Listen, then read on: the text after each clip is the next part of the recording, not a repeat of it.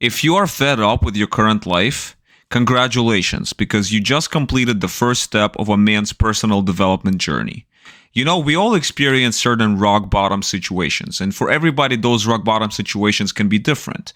For some people, a rock bottom situation could be losing all of their money, and now they don't know how they're going to live tomorrow, how are they going to feed their family or themselves.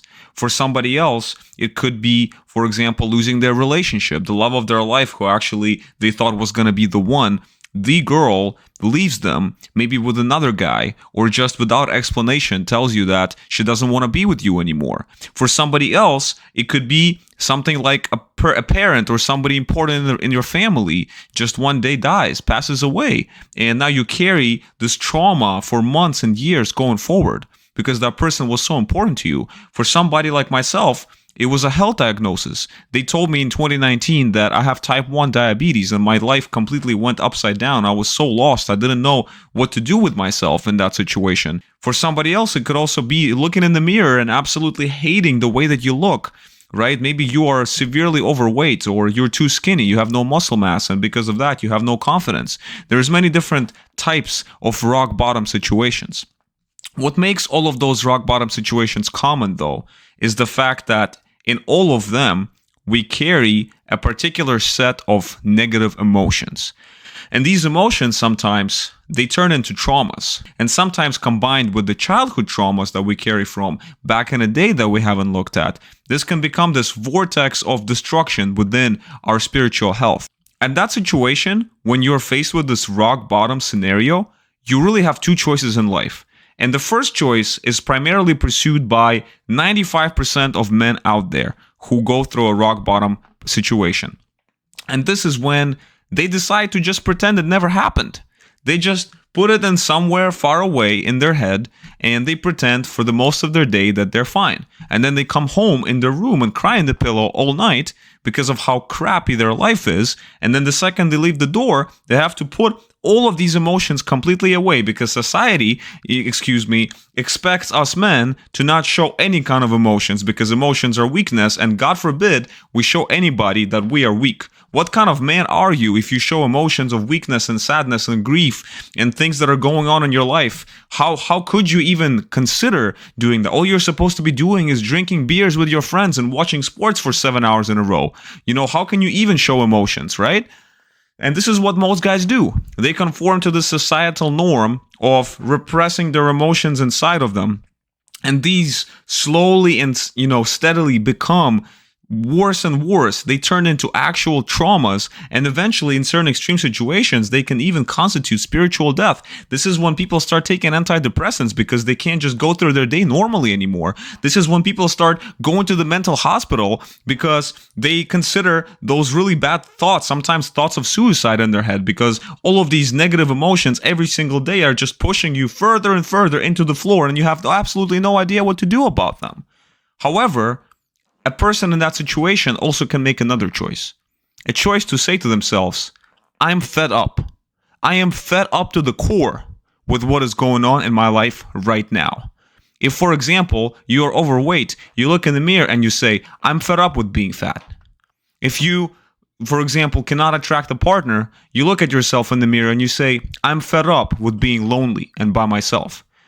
Being fed up puts you in a very, very special masculine state, because masculinity in its essence really is freedom. And what is freedom? Freedom means that you're not afraid. You don't have any fear. Freedom means you can pursue whatever you want and you don't have to worry about what's going to happen to you tomorrow, right? You know deep down inside that regardless of what you do, everything is going to be okay. That is freedom. When you tell yourself in that situation that I am fed up with my life, you experience a really strong state of masculinity where, because you're at this rock bottom, right? There is nowhere else for you to fall. You can't go from here to here because this is already the lowest point. So you are not afraid anymore. You experience freedom possibly for the first time in your life. At the same time, when you are fed up with your life, you tell yourself that I will do whatever it takes to make the situation change. You assume responsibility, which is another highly masculine trait. Responsibility that everything that I have done, everything that happened to me is my fault, but I will do whatever it takes to change the situation.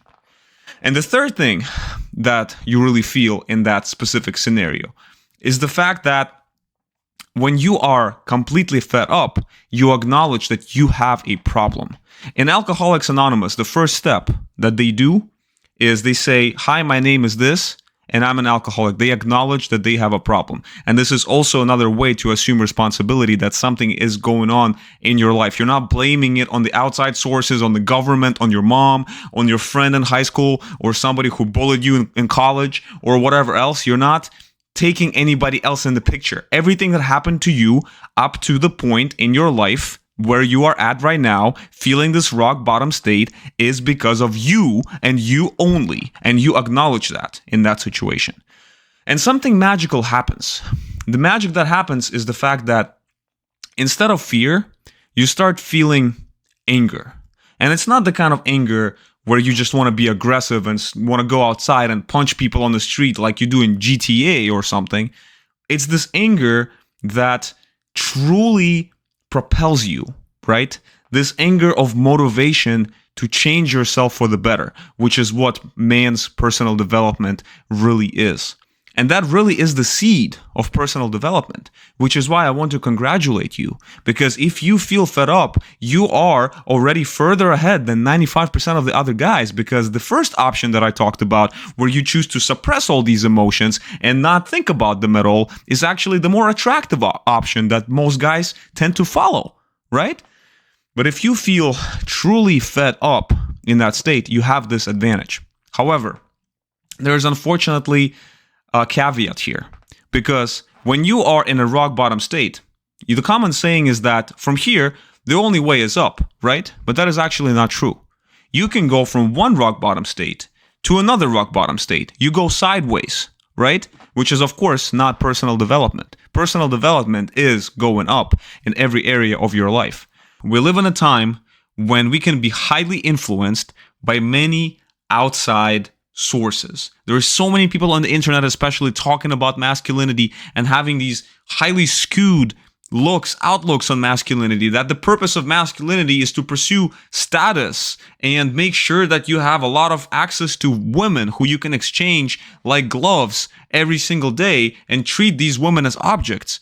But these people, what they're teaching, these gurus, not only are they probably not capable of pursuing what they teach themselves, but they also teach those things out of a place of insecurity themselves, because those objectives do not fill those vanity metrics, like how many women you have slept with, or what kind of status you have, what kind of car you drive. Those vanity metrics in no way, shape, or form support any masculine pursuits that you have. One thing that I wish I had when I was younger, before I made all of the mistakes that I have made and switched one rock bottom for another rock bottom because I had certain unaddressed emotions or traumas, or I listened to somebody because I had, I didn't know better, was I wish I had an older brother, somebody who would tell me, who's already been through this journey and made certain mistakes in his life, and he could tell me what I should be on the lookout for. What specific things I need to keep in mind as I'm trying to develop myself into a man. What masculinity really is, that it's not the pursuit of certain vanity metrics, but really it's the fact that you are trying to build your purpose. You're trying to find meaning in life. You're trying to find freedom from fear, become truly unshakable in the face of tomorrow.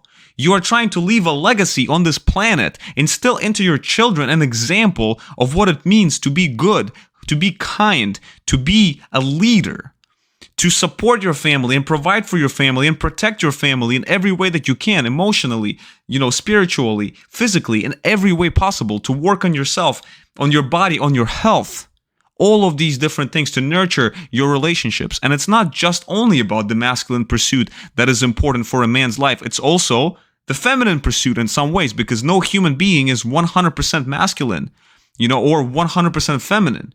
We're always on a spectrum. We are part masculine, part feminine. The majority of masculine guys are going to be mostly masculine, but a little bit feminine. And that little feminine still needs to be nurtured.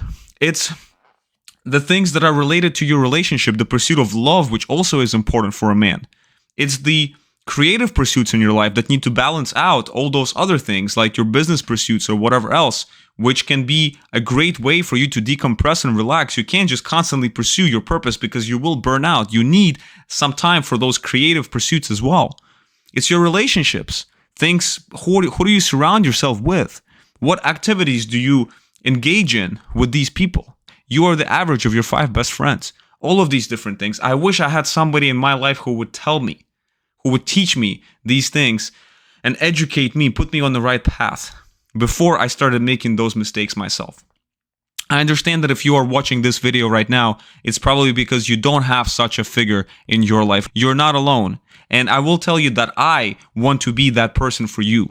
I want to share with you my experiences and my mistakes and my hiccups and everything that that has happened to me in my life so that you can become a better person, the most complete and most powerful version of yourself, the man that you're destined to be on this earth.